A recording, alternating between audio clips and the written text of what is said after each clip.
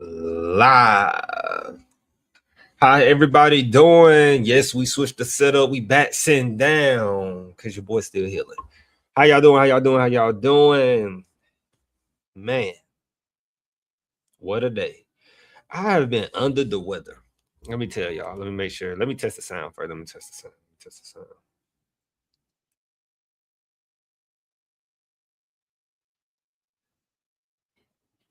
Yeah.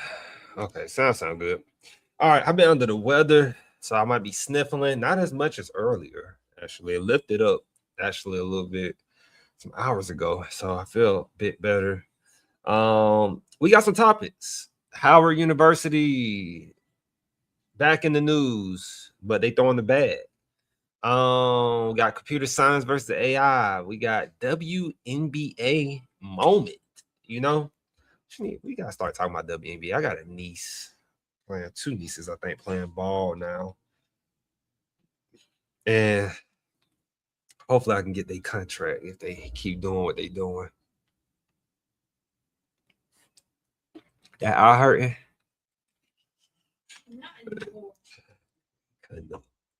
All right. So let's get started.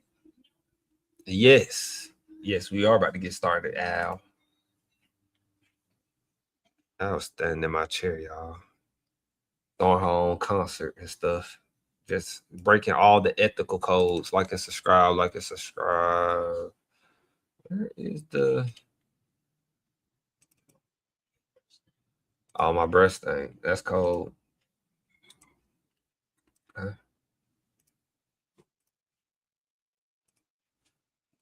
If y'all wonder what I'm doing, I'm setting up the I should close that. Did I say that? That's one of them companies I'm researching right now. Yeah. I need to turn it down.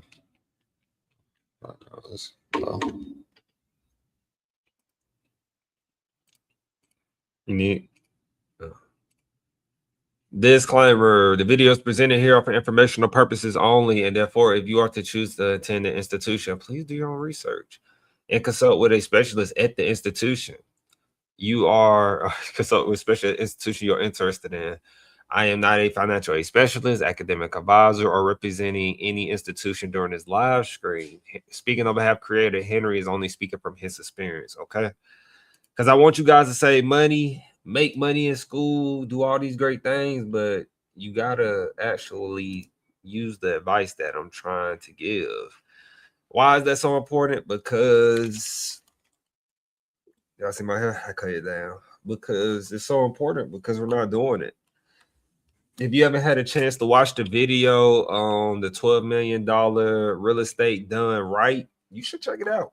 Will it get a lot of plays? Probably not, because nobody wants to hear the truth of that's the way you need to go to school. Let me clean my glasses. So that's the way you should do it, man. Managing $12 million while you're in college. I'm telling you, man, that's managing money early. Having some people who already experienced, but as I said before, you see people still going to college. You can look at it, put your perspective on it, put your spin on it, like most people did on LinkedIn when we showed the post. But while I clean my glasses, but people are going to college. The more you say people not going to college, college is worth it, college is worthless, people are going to college. If they don't know, they're going to learn it. And then they're going to make good money. They're going to make a cool $1 million, $2 million and say this was not a good lucrative career. That's what they're going to say. So let's get our shield updates up.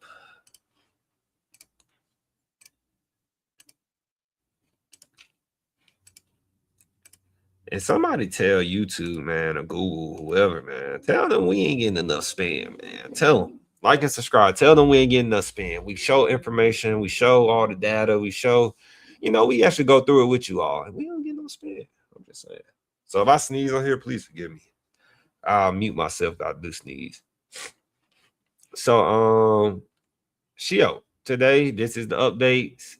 So we got, y'all can't see that problem. I'm so sorry. So we got IA, I think, yeah, Iowa. So curious, Iowa. Why does Iowa have a board of regents? That threw me all the way off because we have a board of regents in Georgia. We have a university one and a TCSG one in Georgia. So that threw me all the way off because like at least the states I know, like Georgia, Florida, and Iowa, it was a weird. I didn't really like the article too much. National policy report. So report living up to its promise, 3 ways to make teacher degree apprenticeship programs work. That's interesting for teachers. A call for unity in the aftermath of Department of Education's national call to action. McMahon's call to action raises questions about university independence. Department of Justice sues states over tuition breaks for illegal aliens. I think I have to sneeze. Give me 1 second.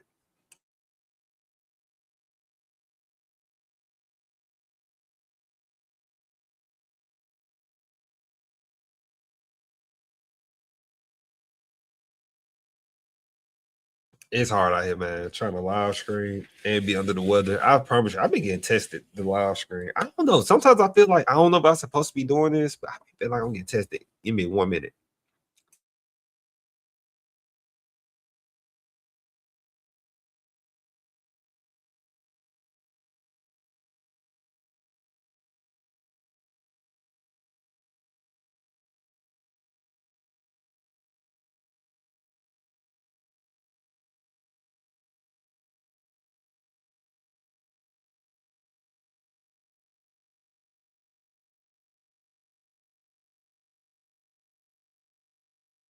Sorry about that. I'm back. Okay.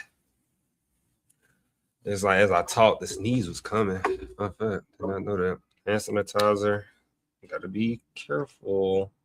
Yeah, I know since Al is an epidemiologist, I've been bragging on her. Don't tell her. I've been bragging. She a big epidemiologist. Like, like, oh, excuse me. Like, if something go down in the world, I got first dibs on these like these cases going around, diseases. We in there. Hey, mama, we made it. We in there. We gonna be in a bunker. Alex gonna have us in a bunker, y'all. We gonna be good. So, the common resistance to Trump's higher ed agenda, the student loan debt fight, no one saw coming. I believe we actually gonna cover that. We're gonna cover a couple of articles. We're pretty good in here. Deferred maintenance backlog is ticking time bomb for higher ed. Not sure about that one.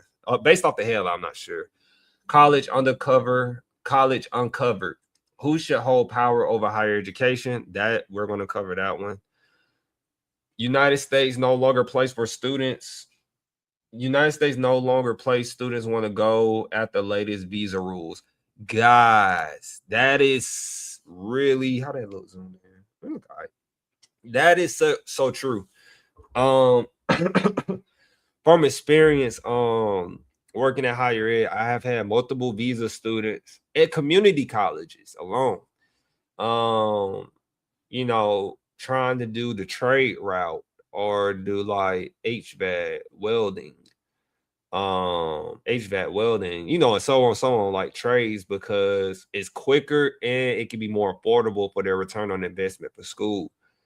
And so since the Trump administration did crack down on visas for all right. So the first topic, as I said before, computer science, and said that, hey, like I would really reevaluate and consider some things because computer science is not what's rocking with us for years now. I'm not a hardcore data person because a lot of the data about higher ed, I feel like is wrong. I don't feel like they're asking the right questions when they do their data. I don't feel like they're really highlighting the things that are really wrong in higher education. And that's the Katranian. I think I said that word right. I said that word right, Al. Katranian. It's like Katranian view. Like you got a opposite view. You don't have a traditional view of things, but it's a word. It start with a C. I could look it up. Nah, not contradiction. It's like, hold on. Training. Yeah, there you go. Let me see. I just pulled it up here. Hold on. They should be able to hear it. Contrarian. Contrarian. That's the word. A contrarian is a person who takes a view or action opposite to what most people think or do. That's my view on higher ed. On like how So the latest spring 2026 enrollment data from the National Student Clearinghouse suggests that computer science is telling a new story. Remember, if you follow the signs of when Obama said this, once again, if you follow the signs when Obama said it, look at the data we're presenting and just follow like the right people, I would say. How do you know to follow the right people? Tune in with us, tune in with me, then go from me, go to somebody else, and you'll know who's saying the right things to really help you in life. And Obama has gave so much game this year and all of this turbulence that I don't even think it's funny. He gave so much information out in that, and alone in that little short video I clipped up, he gave so much information out that obviously is showing, right? So while overall undergraduate enrollment continues to grow, remember, everybody is saying that, hey, nobody's going to college. College is played out. You don't need a college education, right? The data says something else. Undergraduate enrollment continues to grow. People are still going to college. More people are going to college. But computer science enrollment is moving in the opposite direction. Undergraduate computer and information sciences. So this going for information sciences as well. Information technology, probably. Computer and information sciences enrollment declined across every major institutional sector this past spring, signaling that students are reassessing one of higher education's most popular fields. Research shows shift in student demand. According to the Clearinghouse Enrollment Insights, fall, spring. I said fall, spring. So final spring enrollment trends report. Final spring enrollment trends report is that undergraduate computer and information sciences enrollment trends shifted across sectors, with enrollment falling by 8.4% at four-year institutions, 9.3% at primarily associate degree granting bachelor institutions, 11.2% at two-year colleges. Guys, this is almost 10% across the board. That is a big percent. Yeah, 10%. I always think about it like this. Would I want to lose 10% on my money? Well, I want to lose 10% on $50,000. That's a good little chunk. So like that's only, think about it. AI has been really pushing since like 2022, 2021, really like hitting hard. So that's pretty fast. Let's see if we can find something out here. I think we covered this back in the summer. I think we did. That's pretty cool. So nearly every major group within computer and information sciences experience enrollment declines. These numbers stand out because they contrast sharply with broader higher education enrollment trends. Overall, undergraduate enrollment grew by 1.3% in spring 2026, which is good, with gains driven by public institutions. I ain't gonna lie, y'all. Seeing that little bump, I'm feeling it in my day job. I'm just saying, I'm feeling it. Like that little bump, like an additional 500 to 1,000 or 250 to 500 students is a lot. Even 100 to 200 is a lot. Like it's like, just think about it. That's 100 or 200 more human behaviors coming in, and I have to advise for them. So just something to keep in mind, right? So it's saying right here that fields of health professions and engineering also posted significant enrollment increases. Yeah, I've been seeing a lot of people do more health. A lot of more people been doing health. Engineering, I don't know, I ain't been paying attention. But health, a lot of more people been doing health. But that's been going up since the pandemic. Ever since COVID, everybody been interested in like health, diseases. Gotta take a break. Y'all probably can hear it, nose getting stuffy.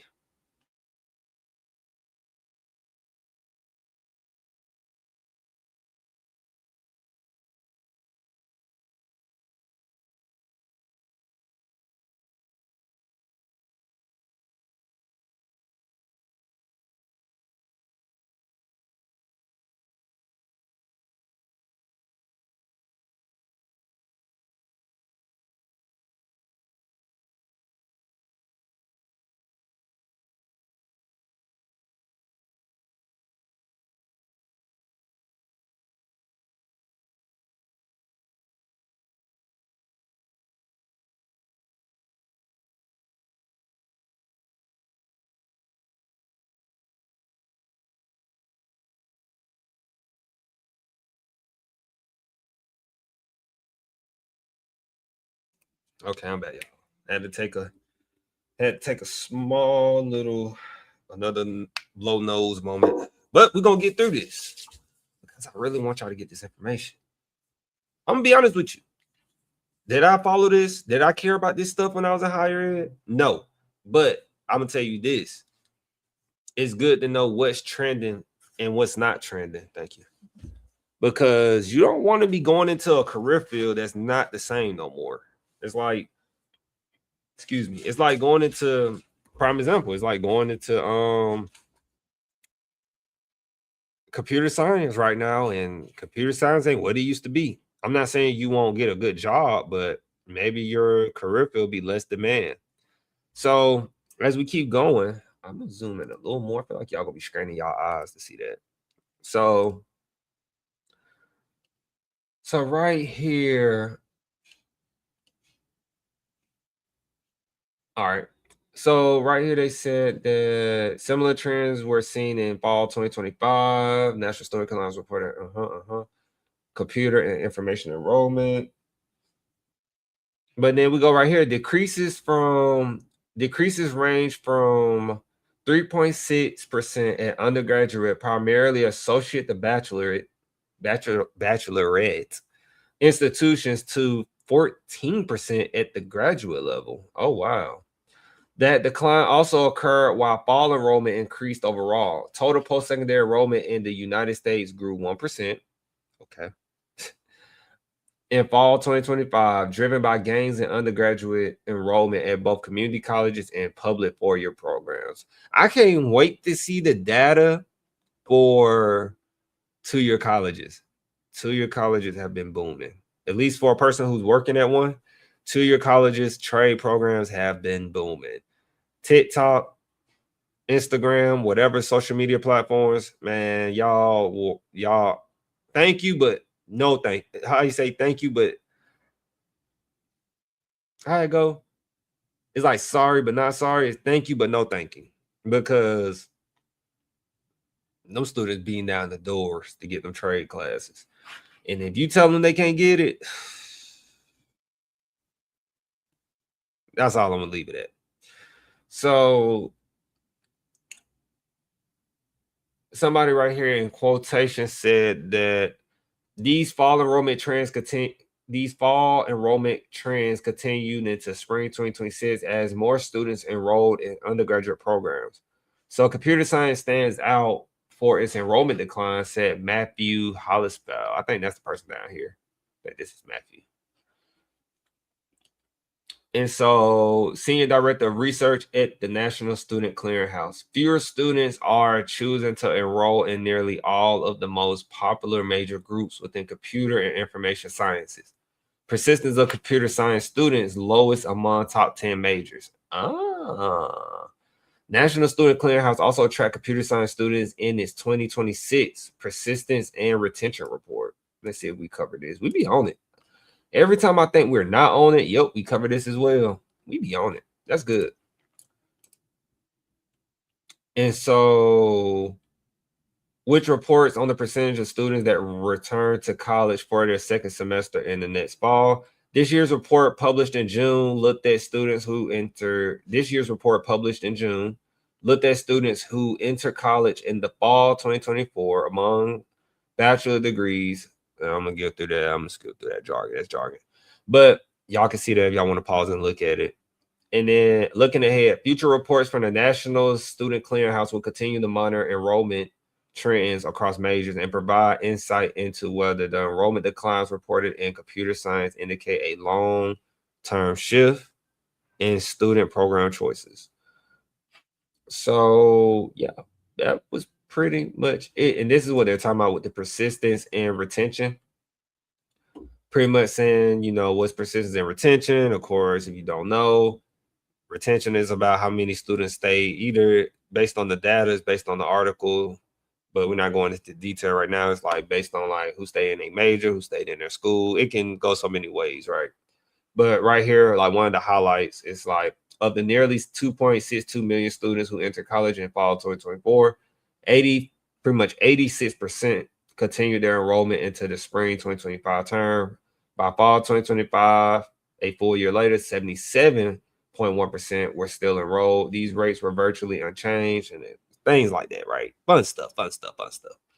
But with that being said, are you going to go to school for computer science? That's the real question. Are you going to go to school for artificial intelligence? Why did I ask that question? Because I have an article for you right now that talks about AI, going to school for AI. Where is it?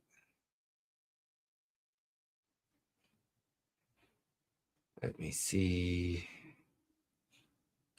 So right here, we just talked about it. Not just talked about it, but we mentioned it on SHIO. State higher education system further embracing AI with new programs. So schools are actually implementing AI as a degree.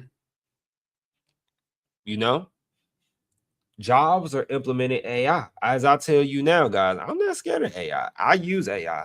Why am I not so fearful of AI? Because the way that people don't understand how to navigate higher ed, we are not going nowhere. As me as an academic advisor, I'm not going nowhere because you still need that human to navigate you, how to work this, how to do this. People are not getting better with technology as we keep advancing. People are actually getting worse. Technology is getting so advanced that if you're not like really taking classes, or as I say, go to school. I went to school to work with CRMs. What is a CRM? A CRM is pretty much like working the software. Like many jobs use it like to work. Like I'm trying to think of something common that everybody use. Honestly, a CRM is kind of like using a social media page. That's similar, but like how people use things like working on like using an Amazon, but you're like on the back side of it. Like you ever wonder who's maintaining like the Amazon app and all these things, or the Netflix app? So sometimes you don't need to know how to code, but sometimes you need to know how to like operate it. Like when somebody's throwing items in the cart, when somebody's like trying to get a refund, sometimes you just need a person to, hey, do you know how to maintain this? Like somebody needs a refund, somebody, like when you call people and you tell them like, hey, I ain't get my package. Like sometimes that's people like who got access to the CRM. And I could go in detail with the CRM, but we got to stay on the AI. So state higher education system further embracing AI with new programs.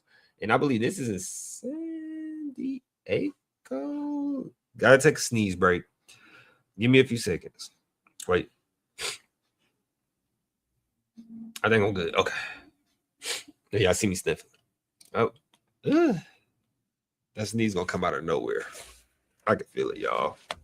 It's gonna come out of nowhere. Y'all gonna be like, ooh. So I'm sorry. But I'm gonna keep going. So we're gonna let them read it. It's not that long, and then I will get my perspective on it. Let's see how it sounds. 4 new programs ranging from bachelor's to doctoral degrees in AI-focused fields are coming to Dakota State and South Dakota State universities. A statement from the board says it builds upon AI plans adopted earlier in the year, integrating AI into teaching, research, and workforce development. Meanwhile, in June, private Mitchell institution Dakota Wesleyan announced its plan to utilize an AI company for students and faculty. University leadership says it levels the playing field for students of all economic backgrounds to have access to the same tools, although it raised a question of academic honesty via the use of AI. This is different from what the state system is doing, but both highlight the growing influence artificial intelligence has on the education process. Regental representatives write expanding these offerings and implementing responsible artificial intelligence in the state gives students technical expertise and the ethical foundation to succeed in an artificial intelligence enabled future. I'm SDPB's CJ Keene in Rapid City. All right. So if y'all was able to hear that, I'm gonna play that back later. I'm hoping y'all can hear that. But yeah, so there's talking about AI being used. What stood out to me instantly from that, there was like, meanwhile, private Mitchell institution, Dakota Wesleyan. I never heard of a school called Dakota Wesleyan. So in Dakota, though, it's Dakota. It's Dakota. announced its plan to utilize an AI company for students and faculty. Let's see. They have a link. DWU launches partnership in an effort to get ahead of AI curve. I'm just gonna be frank with you all. Nobody is ahead in this AI race right now. Nobody's ahead in this AI. Actually, everybody is behind right now in this AI stuff. Everybody thought like when I say, guys, one thing I love about investing for the future and doing things for the future, you don't know when something is gonna click. But like only as most people say, most people like the politicians know. Like really though, you don't know when something is really is about to click. You don't know when something is really about to like click and be used because you know AI has been talked about apparently since like the 70s, 80s. You can go watch old, I think his name's Steven Spielberg movies and stuff like that, sci-fi. And AI used to be like, you know, Terminator and all that stuff. And so it still could be, I guess, but not to get into conspiracy talk. But people didn't think AI was really coming. You know, like it wasn't really serious. Like it was out there to invest in, it was out there to use. People was out here, it's been people out here is paying off for them, but people been dealing with AI for a while. Like prime example, Nvidia. He been dealing with it for a while, but it's finally clicking. You know, that's one of the pros and cons of being ahead of your time. Like you like, man, am I crazy? I'm losing money on this. It's not working. Nobody sees the value in it, but I know it works. It's crazy. I know. I understand. So, like, yeah. So people are. I thought they said they was using it as a major though. I thought I was wrong, but they're just talking about students and faculty to use it. Artificial intelligence. Let's take a look. Dakota Wesleyan Private University in Mitchell has announced their partnership with AI business BoodleBots.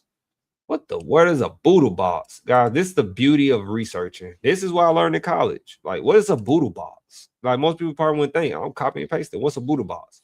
Then you know what I'm gonna do? It's a collaborative AI workspace for teams. Kind of like sound like something that's trying to fight against Microsoft. Because workspace like Microsoft Workspace, and you know, so if I say BoodleBots, do they got IPO? That's when I'm gonna start wondering, like, hey, do y'all got stock? BuddhaBoss has not announced an initial public offering. The collaborative AI platform is a private company that recently raised $5 million seed funding round and remains privately held. So it's not a public company, but this is BoodleBots. Never heard of BoodleBots. They're going to try using BoodleBots. People plus AI build collaborative intelligence. This is the times we're getting in. I got to wipe my nose break. Give me a few seconds, y'all.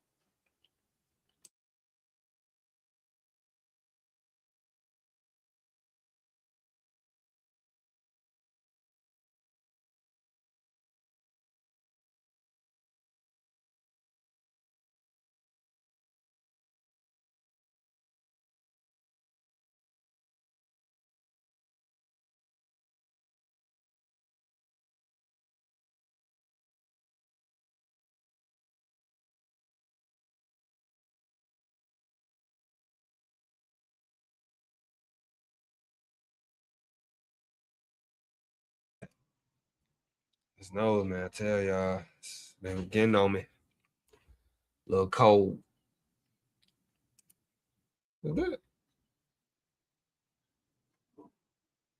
And so, yeah, Buddha Box. Never heard of it. And so now we gotta go to our next segment because we are running out. But overall, with this, if you want to go find it, DWU launches partnership in effort to keep ahead of AI curve. A lot of people are making money off of this, building out AI clouds or whatever they call it, artificial intelligence infrastructure. But just remember, in order to build all this AI and everything, they need the video. Everything needs the video. So if you don't take nothing from this live stream, just keep in mind Nvidia, one of one. So I'm gonna close this out. Let me get this organized so we can go to the next topic. Um, so Howard University, where is So it's a couple outlets talking about Howard University. So Howard University offers, let's see if they got a video to this. Howard has just been in the news lately. I don't know why Howard has been in the news lately, and it ain't my algorithm. People been sending it to me to cover. But Howard is got some things going on. So I want to just make sure they're not being, what's that, misguided. Like, like people will post a story, but it's not really what it seems. But I'm not gonna lie. Howard University offers retirement packages to 600 plus employees amid financial planning push. So yeah, this is interesting a bit. So let's play this real quick. Can I play that? We're going to continue to follow developing news out of Howard University. And plus it's by Fox. I'm gonna just say that it's Fox, so I don't know. Howard now offering at least 600 faculty and staff separation packages. A university spokesperson insists the employee voluntary retirement incentive plan and program is not unique to Howard. Our Tisha Lewis joins us tonight with an update on this story. Tisha. Well, Sharon, Howard says the decision to offer the voluntary retirement incentive program is, quote, part of its responsibility to plan thoughtfully for the university's long-term financial sustainability and continued academic excellence. We're told the program is targeting eligible faculty and staff with significant years of service to Howard. Those faculty and staff are being offered the opportunity to consider retirement with additional financial support and additional benefits. A Howard University spokesperson says 16% of the school's employees are eligible, going on to say Howard has previously offered voluntary retirement incentive programs back in 2009 to 2010 and 2013 to 2017. The school also says the goal of this early out program is to focus on Howard's workforce planning efforts, including assessing organizational structure and making strategic investments in what Howard describes as emerging academic and research priorities. This all comes amid Howard University doing damage control after 500 students were abruptly disenrolled due to unpaid tuition at the start of the semester. 200 students have since been reinstated. This is voluntary, and that's something that we will have to see in the coming months. Ultimately, faculty will have to opt into this decision through the fall. The university hasn't given a deadline or set a goal as to how many faculty and staff it needs to enter this enter this agreement. Jasper Smith first reported on Howard's voluntary retirement incentive program. Meanwhile, the school says this announcement was shared on June 17th internally with all faculty and staff. Now, back in November, philanthropist Mackenzie Scott donated $80 million to Howard University. We did ask the university about that donation, and it stood by its reporting in The Dig, that's the university's newsletter, saying that $63 million of that donation went to general university funds and $17 million went directly to Howard's College of Medicine. Tisha, thank you. So that's interesting because what they said was, hold on. So what they said was interesting. Like they said they were going to, I heard merging academics. I had to work that down. So it sounds like they cut in programs, but in a way they're like, I'm not, when I listen to the news reporter guys, I'm listening to the news reporter, but at the same time, I'm not like, I think y'all know this. I'm not like, because they don't understand the higher education terminology. So it sounds like when they say Howard is merging academic programs, right there, I thought about what's going on with universities, right? Private too, HBCU. This is a HBCU private institution. So a lot of schools, I see what they're doing, at least according to the news. I see what Howard is doing. That's actually pretty good. So Howard is like, instead of firing, messing up these people retirements potentially, because if you fire them, they could get their retirement messed up. Getting fired is never good, or laid off, whatever. They're giving them a good retirement package to the people. Like they said, it's like 16% of the faculty staff. Hey, you're eligible to retire. Go ahead and get out of here, because your program is probably about to be sliced anyway, or merged together, or we don't need you, as many of you no more. So we're giving you an opportunity to get out. And they said it's volunteer as well. So it's like a good thing if you take advantage of the opportunity, you know, for staff, faculty, it sounds like, but it's also like a bad thing if you don't take advantage of it. So I don't think it's too much anything crazy. Let me see if I can find another one, another perspective. Because right here, this is the Business Journal right here. Howard University offers buyouts. Actually, I got a LinkedIn. It's a LinkedIn reaction I got for this, actually. Let me see. Yes, I am live. Let me see, guys. I got a LinkedIn. I did not.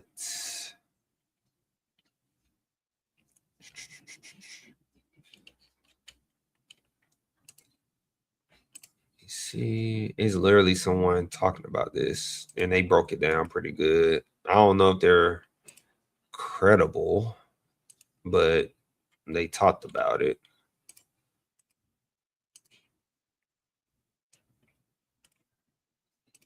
He got LinkedIn Premium, so I guess that means something, right?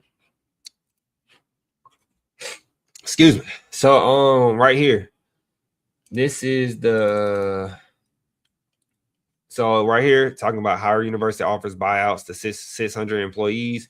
So pretty much he said financial aid is he was given a financial aid perspective. He has LinkedIn Premium, so I'm assuming he is a real person. But financial aid is a strategic function that should be aligned with enrollment. Howard University recently made headlines after the 502. We know about that. Hundreds reinstated later. But now Howard has reportedly offered voluntarily separation packages to 600 eligible faculty and staff as it confronts financial pressure, changing federal loan rules, and uncertainty around research funding. Remember, I said research funding is so important, guys, but there's been so much going on that I don't even know how much Howard relied on international enrollment, to be exact. That's a good question. But so much has been changing with the international enrollment research funding. All institutions prestigious have been struggling to get research funding money due to the current administration. So let me go back. And then those may look like separate issues. They are not. Enrollment, financial aid, pricing, student account, staffing, and institutional finance are all connected. Yes, they very much are connected. Okay, that is right. When financial aid operates primarily as a processing function instead of a strategic enrollment function, the consequences can show up everywhere. Lost students, frustrated families, missed revenue, and eventually pressure on expenses. Financial aid should not sit downstream from enrollment strategy. It should help shape it. The institutions that understand this will make better decisions about who they serve, what students can realistically afford, how aid is deployed, and how enrollment goals connect to financial sustainability. That's strategy. And I will say, I did insightful. That is spot on. Like if the students don't get the right, if they don't know how much aid they're getting, or the right aid is not presented to them, and like I said, you're not telling them. He forgot to mention room and board, meal plans and stuff, but it's okay. If you are transparent about them things, going back to like one of the things I always talk about, like one of the foundations I believe in, if you just go back to like the ground of that, like, hey, if I know how much money my aid is and I know how much I'm looking at as far as like going to this school, staying on campus and things of that nature, it will help you reassess, and then it can help the other side meet you halfway as well. Like help the school meet you halfway. You don't have to always overextend toward the school, but then again, right, it's like, you know, they can meet you halfway with some prices. But that leads into another conversation. Prices are getting crazy for universities and stuff. I know I'm sounding congested, probably y'all. I'm not getting tired. I'm getting congested. Not like in this area, my nose area. And so right here, probably the same thing. Gotta subscribe. We don't got that. So, but as far as Howard got going on with this, I don't see it as a I'm gonna say this: if it is a oh, we got a Reddit on here.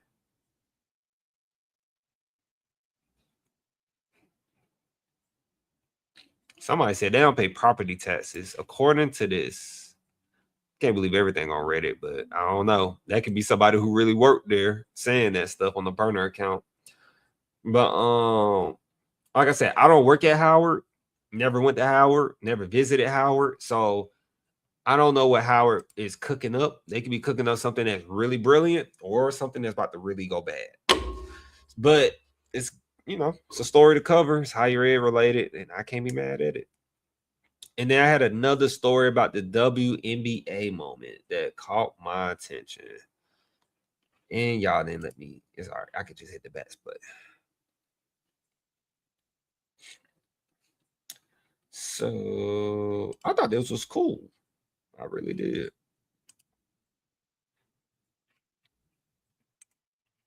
So I thought this was pretty cool. So apparently this player, Kelsey Mitchell, balancing the WNBA while earning her PhD. That's tough. Hey, that's tough. And then I was like, I'm gonna do it while y'all on the live stream, but that's tough because I think the school, I was wondering what school it was. I ain't gonna lie, because if it's like one of those schools, I'll be like, man, that school ain't nothing. It's a legit doctoral school from what I seen on Liberty University. Let me see. Right here. It's a topic, man. They say right here that Indiana Fever guard Kelsey Mitchell is pursuing an online PhD in educational leadership through Liberty University with an expected graduation in 2028. So she's still years off right now, but that's tough. That's tough. And then it says prior to education, master's degree in sports administration from the University of Cincinnati. That's tough, man. Getting a doctor, that's another beast. I'm gonna be honest with you. And so when I saw it, this person posted it. Once again, I think they're credible. They got a check mark, but he said, "I'm a basketball player. Please let me turn this in late." Quoting what Kelsey Mitchell is teaching us about reinvention. I'm not getting majorly into the story, but it's kind of like it speaks for itself. And you don't understand. So, like, the best way I could put doctoral, guys, Kelsey Mitchell going for her doctoral, it's like a doctoral degree. This is why I get mad at honorary degrees. Let me tell you, this is why I get mad at honorary degrees. She's really getting her doctoral degree, but this is why I get mad at honorary degrees. People don't understand the real work that goes into a doctoral degree. And then it waters down the value of people who actually earn a doctoral degree, right? So somebody with a doctoral degree is like your favorite rapper, your favorite investment guru, your icon celebrity, and so on and so on, right? That is the equivalent to somebody in higher ed getting a doctoral on a respect level. Like, people really get nervous when they talk to somebody with a doctoral degree. If you are really like in the education world, higher education period, I believe, like, it's serious business. And then this is why I tell you guys to get educated, because people, I'm gonna be honest with you, they won't say this out loud, but when you don't have a certain education, like, people are gonna respect your education. I don't care what nobody say. It's just like being in the, like, ball players got they ball player lingo, like, oh, he could play to, they'll say, like, publicly, yeah, he could play. But when they get behind closed doors, they might say, well, when you get compared to hoopers, you can't really play. You see, it's levels. Just like when they say, like, oh, you're educated, but then it gets into another level of being educated. That's like the levels of it. Now, a person with a doctoral degree, you might say, oh, they don't make a lot of money. Then I go and tell you, like, oh, that university president that you see at most universities or some two-year colleges who got their doctoral, more education pays more money. So that's something to think about, right? And so, yeah, it's levels to it, man. And people really, like, they won't tell you, but when you really get more deep into it, that sounds like it was loud. when you really get into it, you get deeper into it, man. Doctoral just like, it's like people like me. I'm like, man, I ain't going for no doctoral. At least right now in my life, I don't got the sacrifice no more for it right now. Like alone going through 2-year, then my 4-year, then get my master's. Y'all, it's a different game, man. And you might say, what's the difference between a bachelor's and a master's? Masters take up so much time. Like you gonna sacrifice something. You're gonna sacrifice something. And then, but it's a different level, man. So when people say, oh yeah, you're educated, but they're not finna talk that talk, like that education talk with you. Like they're not finna like, that's why some people are like very like, when you really get in, it's a debate. It should be on Jubilee. It's a very good debate. Like when you go, that's why they say like, oh, college is too liberal, but it's meant to be forward thinking. And then you got some schools that are conservative. And this is when I didn't understand. I didn't know all of this, but now I know. And so some schools are going to teach you like you're going to go so deep on education that you're going to start like you can literally lose. If I'm really talking right now, guys, you can really lose your mind getting the education. That is not an exaggeration. You can really like lose your mind because like you're learning so much, and like everything about education, the beauty of education, it's kind of like, I ain't gonna say because I talk to people who are very religion, like theology, but it's like education is like everybody has their own perspective in their education. Like an automotive, like even automotive, you see, I'm about to break this down. Like even somebody who got like a bachelor's degree in automotive, like you might say bachelor's degree in automotive. Yeah, you get a bachelor's degree in automotive. You get a master's degree. You can get a PhD in automotive, like cars, because it's like engineering and it breaks down. And so somebody can break down a car and have their perspective on the car or how the car is manufactured from the inside and break that down to how the world is, which is crazy. But I went to school for education. Like me, I went to school for higher education. So I'm going to break it down from a higher education perspective and how higher education leads to money. Somebody might break it down that cars lead to money.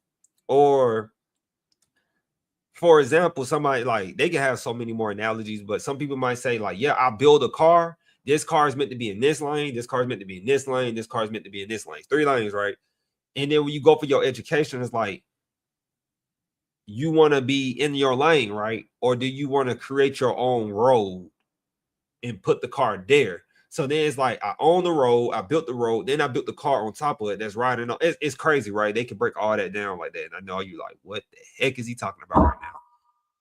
This is where it goes. This is what college education, it goes down this crazy, like, not rabbit hole, because you're backing it up with data. Going back to a PhD. That's what it's about. It's another level. And like, how do you want to be treated when you educated? That's what matters. And you might think like most people are talking to you normal and da-da-da. Like, I'm telling you from experience, when I was in special education, working my way to get an associate's degree, you know, people, even when you flex it now, nobody knows you got an education until you mention it. Then they, you know, like people are more careful about what they say because they know like you probably did the research. And then you can say, oh, I don't know. Like some people might know, like me, I'm at higher education. So if I go talk to somebody like Alex in medical, she already know I don't know too much about that. But if we step into a territory that's debatable, we might bump heads and fight over something like politics, because politics, she might see the politics from oh, that's another great example. People in medical field might see politics from a liberal or conservative side, which is possible. And people in higher ed like me can see higher ed education, like college level, you know, I got master's in it. I can see that from a conservative or liberal side as well. And that's really interesting. So it just keep going. It's layers to it, man. It's layers to it. It's very dope that she is playing in WNBA games, professional athlete, while getting her doctoral. She has a certain level of intelligence, because I could not like leave a paper. If she's writing papers, she could have a hands-on, but I think she's writing papers. I could not write a paper that long and come back to it where I left off. But talking to some people in doctoral school, I know some people in doctoral school who are pretty close to me. It's kind of like, unless I could be getting this wrong, but it's like you're turning in your dissertation bit by bit. That's what it is. Because, you know, you got to write a dissertation. And you got to write a thesis and all that good stuff. And I'll let the people on YouTube who actually got that talk about that. But it's like you're working on it throughout. You're getting graded on your dissertation through each class, if I'm not mistaken. And I think it's all around the same one, if I'm not mistaken. But it's intense, man. It's a different ball game. It's a different beast. And so I salute her on that. So that shouldn't be taken lightly. Why did I go on a rant or talk about that? Because that's, you know, man, we don't value education. We don't value college. I was just talking to my sister about this today. We don't value college. We don't value the true meaning of college. We don't value it. We treat it as if you're supposed to make money from it. Oh, but they charged me to go to college. Yeah, but you ain't got to spend an arm and a leg on going to college just because they charge you an arm and a leg. Like, you can always be like, I ain't paying that, going to another school. And so it's just like, when I see the data that more people are enrolling in college, and then people on social media platforms are saying that college is worthless, it's kind of like, or even billionaires are saying college is worthless. And, you know, like I said, guys, I'm independent. I don't get caught up on whatever going on, but it shouldn't be like that. Like, that's just like, and that's just maybe that's my perspective. Like, they, you know, like, the less education you have, the more you have to do what you know. You know, you only doing what you know. And I could go deep on that. I could go deeper and talk about that. But when you got a skill, like, higher education is a skill. I was telling the student the other day, we talked, like, I had an appointment with this student. We went slightly over time talking about this. The student was actually from another country. And the student asked me about HVAC. And they asked me, like, excuse me, nose getting stuffy. They asked me about HVAC. How is HVAC in other countries? Or like, like, how would it be, like, how is HVAC used in other countries? Yeah. And then I was like, I'm not sure, but you should research it. I said that because I do know for a fact when one of my bros who was in law school, he studied abroad. He was in the UK, like near Oxford and stuff. And then he was like, they didn't have air conditioning over there. They had to like open up a window. Crazy, right? They don't even have air conditioners like in the UK, really. They probably do, but I really want to say they don't at all. And so I had to let him tell that story. But I'm gonna say they don't. Like, I know they don't, but I'm saying, like, you know how like some places might have like one air conditioner somewhere, but like they don't. Like, you got to open a window. And so, at least because the buildings are so old, and air conditions is like, because I'm in America, air conditioning is really more like a American thing, USA thing. I don't know what other countries have air conditioning or not. He was thinking really broad because he was from another country. And so that was very interesting. But I told him, like, I went to college, you know, I got my master's. I told him, I said, I'm in higher education. And I said, you know, I know people say college is not worth it, but I said, I can go anywhere in the country and work in higher ed. Every country has a college. And that's why I try to get people to understand that, look, college is in every country because college makes the workforce. Yeah, you can go to college and become like literally a worker like me. I literally went to college for higher ed, and I literally went to college and mastered a skill essentially to provide a service to people who don't understand something that is very complicated or very dangerous if you don't really take it serious, because most people just want to go to college and willy-nilly it and say like, oh, I want to be in the medical field. And then it's like, are you focused enough? Not smart enough. Are you focused enough? Because medical field is like competitive programs, and you need to have like what I like to have for some of y'all to look at real quick as I go to the next topic.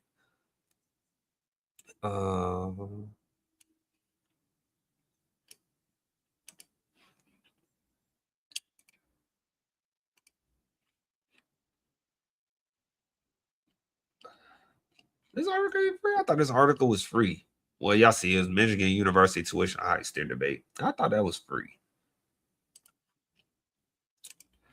All right, quick.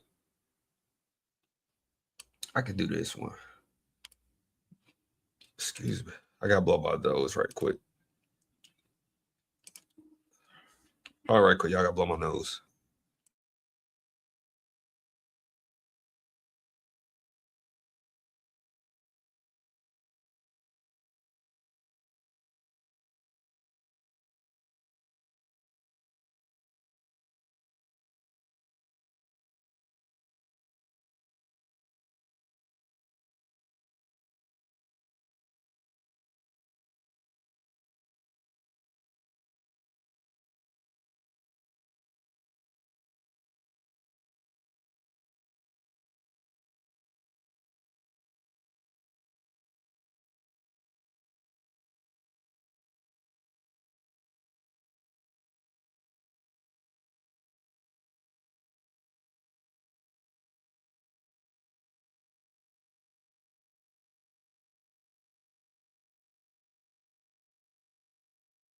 Y'all probably can hear the difference now. I had to blow my nose. So yeah, medical. Like, are you focused enough? Are you ready to be in the medical field making straight A's and B's? Like that's and it's so many barriers because I ain't gonna lie, dude. You want anybody, giving you medicine, prescribing you medicine, like the medical field, for example. And I'm not talking about medical school. I'm talking about if you want to be a radiologist. I was just talking to my sister. We were talking about my little cousin niece. And she said she want to do like radiology or radiography. And I'm like, is she focused enough to do radiography? Hopefully she watched my live screens. I don't think she do. But are you focused enough? Like, I think that was the biggest thing for me, guys. Coming from a Title I school, like poverty, like going to school with, majority, like literally, I was at a low income Title I school from elementary to high school. Like that's the data. That's what the stat, like if they was in a courthouse, if that was the board of education talking, that's what they would call it. And so they said I was special ed or I needed IEP. My mom agreed, my mom wanted the best for me to get extra help. But in reality, it's just that I wasn't in a classroom that was focused. I'll be honest with you. I wasn't in a class that was focused, and I didn't understand the value of studying. That people have tutors, like how most people be like, you're a professional basketball player. Some people might say nobody questions a basketball player who has a trainer, but we question somebody who has a tutor. And that's a good analogy. I should clip.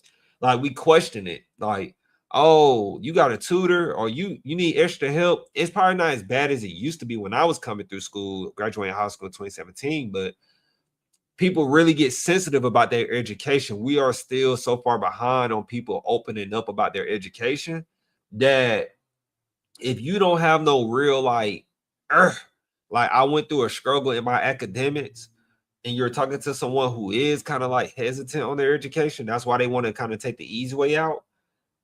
You really got to find a common ground. That's just my academic advisor kicking in. But yeah, guys, like it's a different level. Like you need to that's why I think like student athletes, they do get help, but I can imagine being a student athlete again in high school because like I really have to take it to another level, like studying, like after I get out of basketball practice or before practice, like really studying before I go to practice, going somewhere quiet. I didn't take that serious. I was like, yeah, I work on my homework, hit a mental block, couldn't get past it, put it away, get somebody work, like typical high school stuff, get somebody else work and then get it done. But it's really like putting in the work. If I'm ranting, if I'm really renting, there you go. The glass is tiny.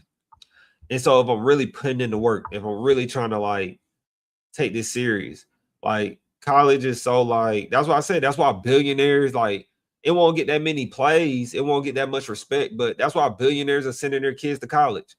I was just looking at Adam Sattler, matter of fact, looking at his daughters. They went, I think one of them went to the art school or something. I think that's a college. I'm not sure. But schools like the arts are usually like already schools that prep you for like college, essentially. Like you're kind of like already in it. Let me see.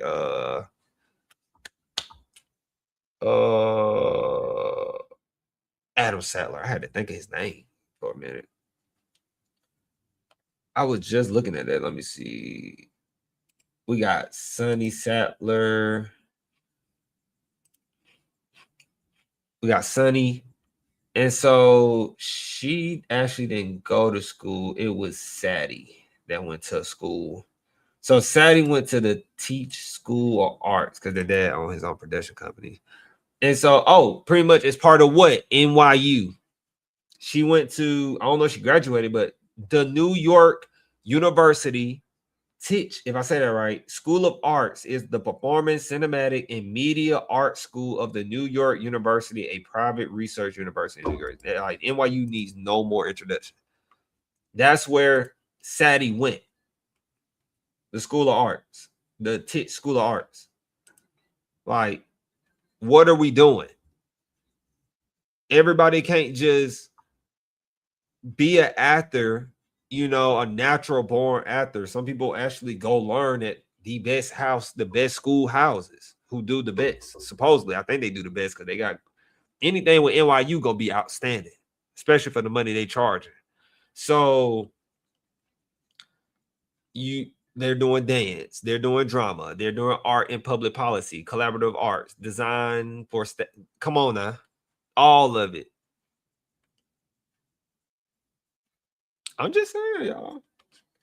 I'm just saying. It's here for a reason. They're not going to wait. NYU is not going to waste money on something that most people are not doing. Some schools are going to do that.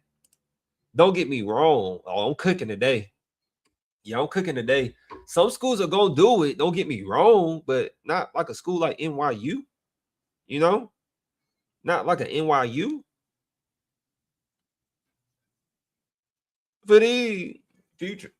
So I thought that was interesting because I'm always looking at, like, you know, if you don't know, Adam Sattler has his own production company. You know, he has his own production company. He owns the what is it called? It Happy Madison.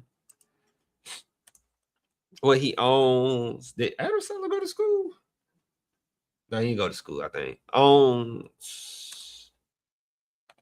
production company. Yeah, Adam Sattler production company is Happy Madison Productions, founded in December 1999. Its name comes from a comedian of hits comedy films, Happy Gilmore and Billy Madison. Oh, y'all can't see that. Yeah, Adam Sattler owns his own production. Send my daughters to school to learn how to act, film, direct, produce, whatever. So when he leaves, you know, when Adam Sattler is done, retired, they can get his production company and keep it running, or he can leave somebody to run it. Now, somebody might say Adam Sattler didn't go to college, but I think he started this company when he left what's called Saturday Night Live, SNL. So, guys, everybody is going to college at the end of the day. I felt like that was a needed rant. If you don't make it this part of the live screen, at least I know it's on the internet. When somebody comes in and be like, what is this? What is he talking about? Oh, I see what he's saying. Like, you really can't hear me. To be honest, you really can't hear me, y'all. It's like this. It's like I'm gonna play a clip for y'all real quick. While I find this clip, it's like this clip right here. Y'all go y'all gonna think I'm exaggerating, but it's really like this. It's really like this. Hold on.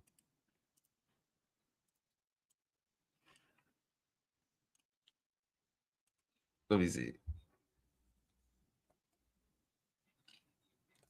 You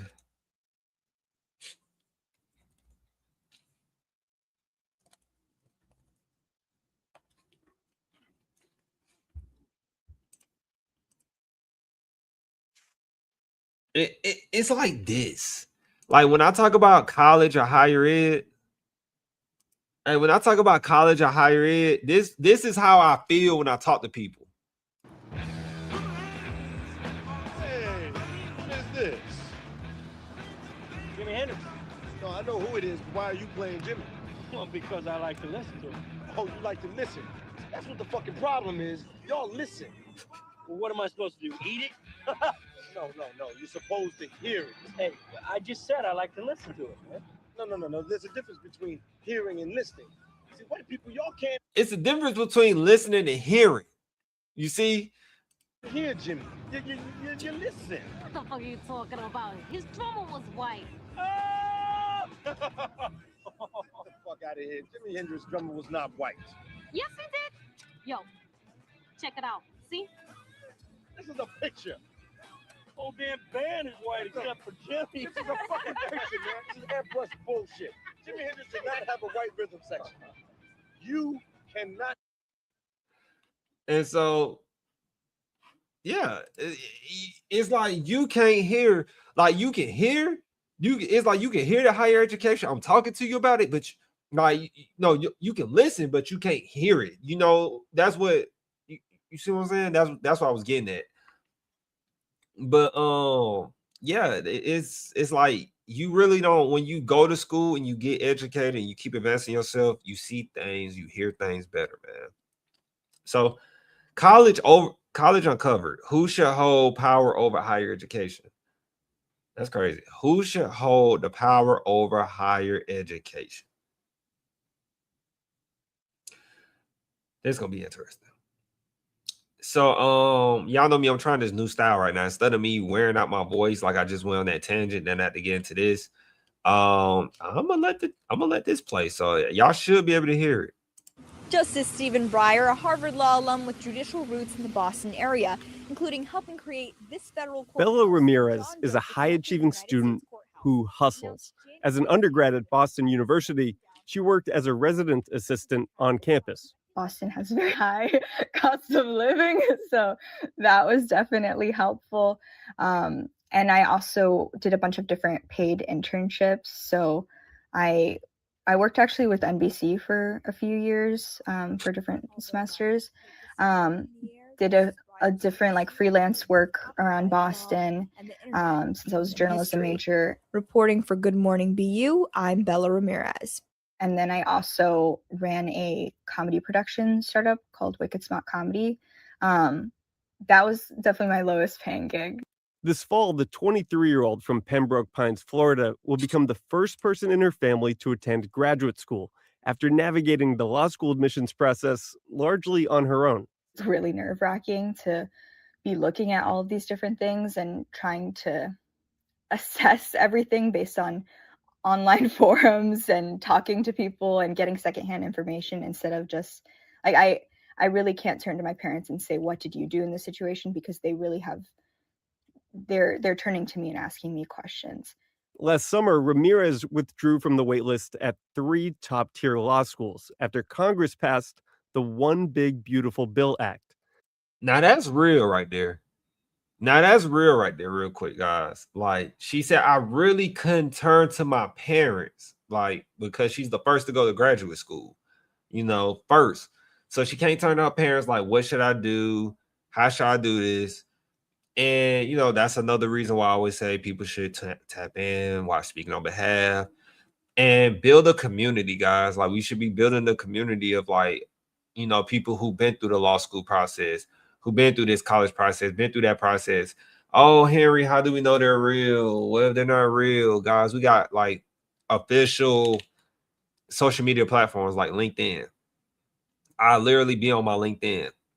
If the person can't show their face on LinkedIn, can't verify and be a real person on LinkedIn, like, duh, I'm not going to talk to them or associate with them. People meet people on the internet all the time with crazy names on Instagram. So Yeah, but I felt that what she was saying. Since that legislation called for new federal loan caps that took effect in July, Ramirez decided those limits would make certain schools financially out of reach. I emailed them and I said, hey, because of these new restrictions, this is no longer seeming like a possibility. In the end, she chose Cardozo School of Law in New York City, where a scholarship kept her borrowing within the new federal limits. Had they not given me that package, I almost certainly would not be able to go to law school this fall.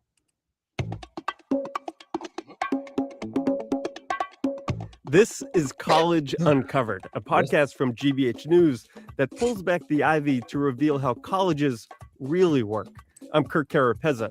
Today on the show, who should hold power over higher education? So who should hold power over higher education? It's a podcast. We're not going to get deep into that. It's pretty much a transcript. I thought it was not somebody wrote it, but it's a transcript. And so this is the college she mentioned right here, Cardozo Law. This is where she went to law school. She said they set her up with a package. If it wasn't for the package they provided her, which is very interesting because I never had to go through that process of dealing with packages. Well, I did have to deal with like what law school package did I want to have. Not law school, I said law school. What package I wanted to have when I was going for my bachelor's. You know, I didn't want to stay on campus. How much I wasn't really paying attention to how much money, the money was different. If I shopped at another school, like, you know, guys, I think that's underrated. Like knowing that you could shop at other schools and see who's gonna pay you this or that to go to their school. And she was doing this for law school. And so that's life changing for her because now she hopefully is in law or in school for law or graduating in law school from law school. And I think they said 23, so she might still be in law school, but you get the gist what I'm saying. So yeah, this is, as you can see, real stories, real information. Don't take it for granted, man. And we really just trying to help you get there. I thought this was a story though somebody wrote, and they're just talking about a lot of stuff that I'm not gonna lie, I'm not gonna do that to y'all. Not gonna do that. Not gonna do that because I know you probably didn't make it this far right now. I know you didn't probably make it this far, so I'm not gonna do that to you. And so,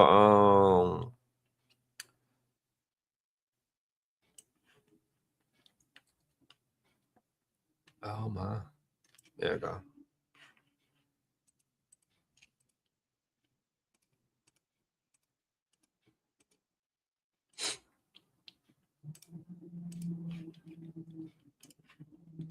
So I can get this one. Is it a video in here? I'll be looking for the video.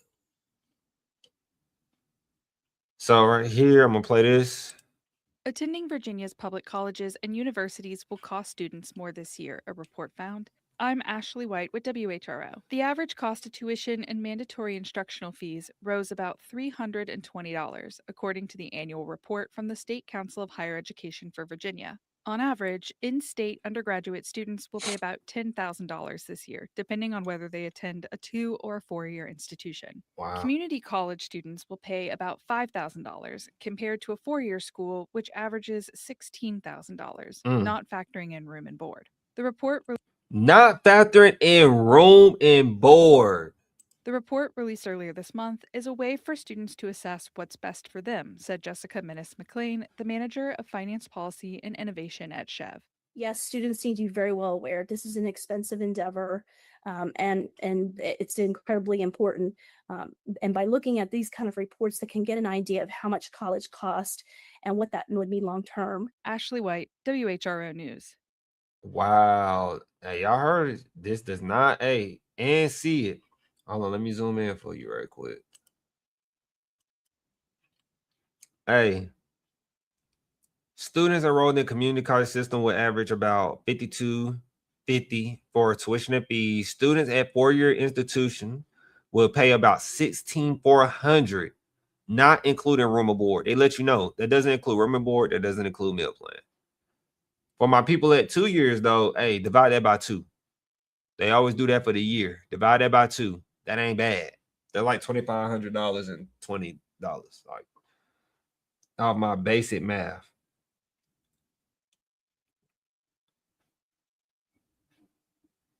5250 divided by 2. Yeah, 2600. 2600. That's 2600. Can y'all see it? 2625. 2625. Just started a 2-year, bridge to a 4-year. It don't pick the most expensive 4-year. It's so simple, man. Bridge to start a 2-year, bridge to a 4-year under the articulation agreement, pathway agreement. Save you some money, make you some money while you're in college. Then you can be like, hey, speaking on behalf, I'm competing with you. I got a way how these kids can save some money in school. Then you start, then they start fixing things. Then they start making it easier for you to go to school. One thing in America, they're going to leave it how it is until somebody come and make it better. And guys, they not going to stop doing this. At 4-year institutions, room and board increased 4.4%. On average, students will pay $14,394. Auxiliary fees, which include campus transportation and student health. I ain't gonna lie, student health services is very good to have while in college.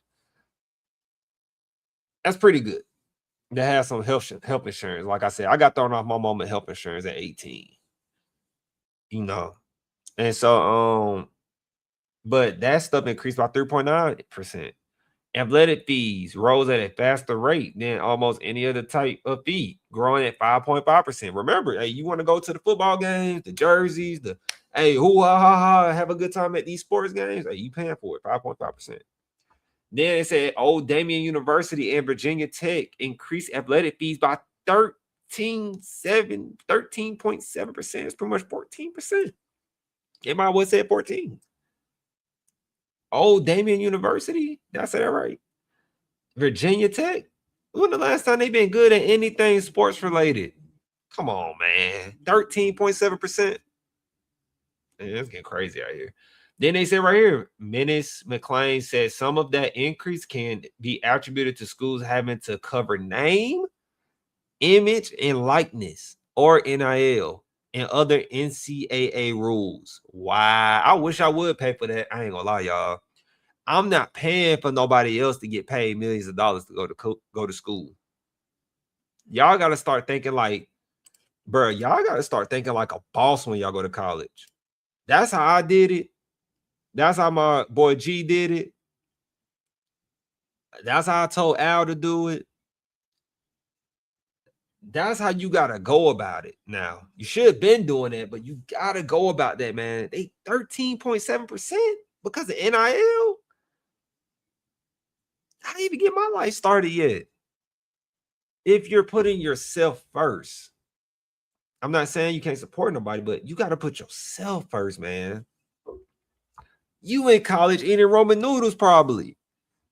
I want you eating seafood and steak and potatoes in college. I don't want you eating that terrible stuff. That stuff bad for you. All that sodium. We eat good while we in college. That's what we want you to understand, man. Like, come on, y'all. I'm not saying I'm against NIL because honestly, I think the players should get paid, but I'm not supporting that you got to pay the fee of 14% in Virginia. It's crazy. Virginia Tech and Old Dominion should be ashamed of themselves for this. Man, if you're in Virginia, man, keep your head up. Tupac, keep your head up. That's crazy. They said the increases align with the spikes in the U.S. inflation rate, which was up about 3.5% year over year, according to the latest Consumer Price Index report.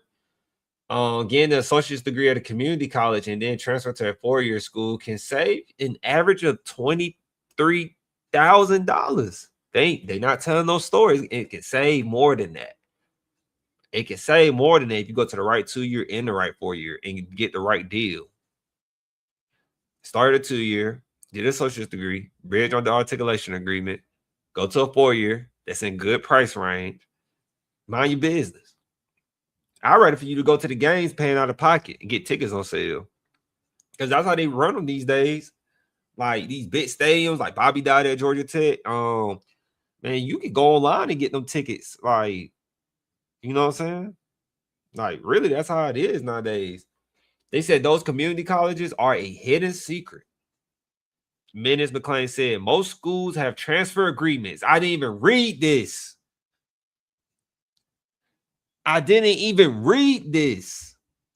And students can check which courses they will need for their specific degree. Menace McClain also suggested high school students talk with their school guidance counselors for advice. Students also should talk with their institution financial aid officers. Like, even when you're doing what is it called? Dual enrollment. You got to know you taking the right classes. So when you graduate from dual enrollment and go straight into college, like regular, going into college, like I'm done with dual enrollment, I'm preparing for college regular. Like, you need to make sure, like, hey, this is what I'm gonna do when I get out of dual enrollment. That's important, because I've seen people take things like some places, like in Georgia, you get to do dual enrollment and get your classes paid for free. I can't speak for no other state right now. I had to look it up, research it, like while we on the live screen, then be like, okay, this is what you should do. But you gotta take advantage of this stuff, man. Like, it's really like bits and pieces, like collecting infinity stones, but we give it to you on this live screen all in one. And I know it seems overwhelming, I'm sorry, but really, deals are out here. They say right here, the state legislature and higher education advocates have worked to make college more affordable through financial aid and institution-specific funding. And it said Virginia has some of the best. That's what they say. Virginia do have some of the best public colleges, like the University of Virginia, for example. Hands down, and some of them have some great affordability too for students, she said. And then, yeah, this was written or reported by Ashley White, focusing on K-12 and higher education in the Hamptons Roads. Shout out to you. Grew up in Jacksonville, Florida, is a University of Central Florida alumna.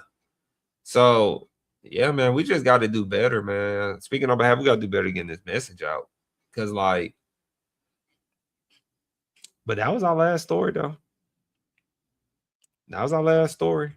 Hope you enjoyed the show. Hope you enjoyed the live stream. Of course, we won't be back the next week. Do I have any words before we get off the live stream? Because we got 2 minutes before we hit the 1 hour 30. I ain't gonna lie, y'all. I kind of like when it hits 1 hour 30 minutes. I think after everything we talked about, as far as like college related, right? For example, like, man, pick a school you can afford. College is important. As I said before, when going on my rant, everybody is going to college. More people are going to college.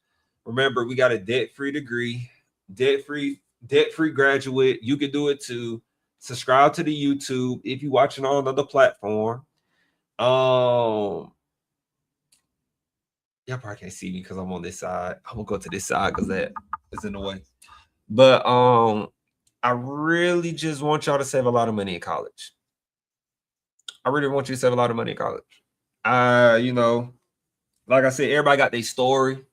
Like I said, my story is I feel like it's just relatable to many. As Jay-Z, I quote, as Jay-Z say, man, look, man, we all ghetto, B. We all come from a ghetto. We all hood. And so I just know it's a lot of people that look like me who don't know probably what to do about going to school. If they're smart enough. Like I said, I had an IEP. I was in special education. And I have to keep telling this until it gets the right attention, until it gets the right, it reaches the right people, right? And you know, a lot of people are going to school and advancing themselves, but we're not going to school. I'll be honest. From a person who thought, hey, you need to get a certificate and just go straight into the workforce, I thought that was the move, and that is the move, you know, until it's not the move. And so it's so simple to go to school, save money, have a good life while you in college. And like, if you like me, I still assist my mom. I still help my mom. But like you should want to be able to give your mom money back while you're in school, right? You shouldn't be waiting until you come up on a lot of money, as we say, come up on a lot of money. You shouldn't be waiting till you come up on like millions of dollars, six figures, billions of dollars to take care of the people you love. Like, it is wise, you want to do that like once you get to a place, but you want to take care of people like as soon as you can.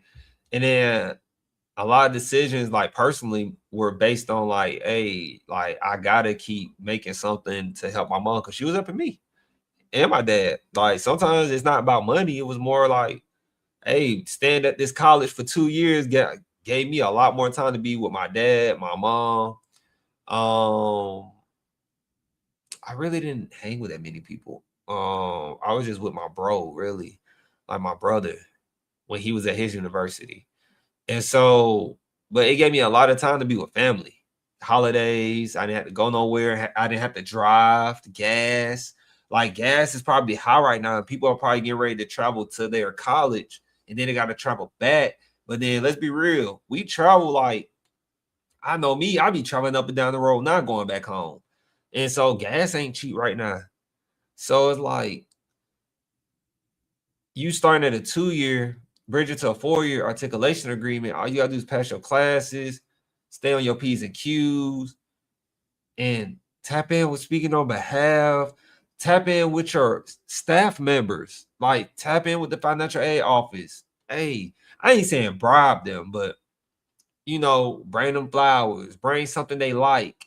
Like, hey, thank you for taking care of me. Like that gets you like brownie points with the financial aid specialist, academic advisor.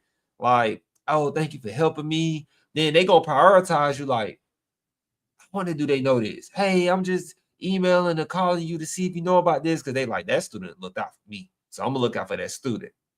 Just like little brownie point things. Like, but man, it's like so much better when you could just start your life sooner and not have to worry about student loans, beating the odds when everybody has their perspective on like college is rigged.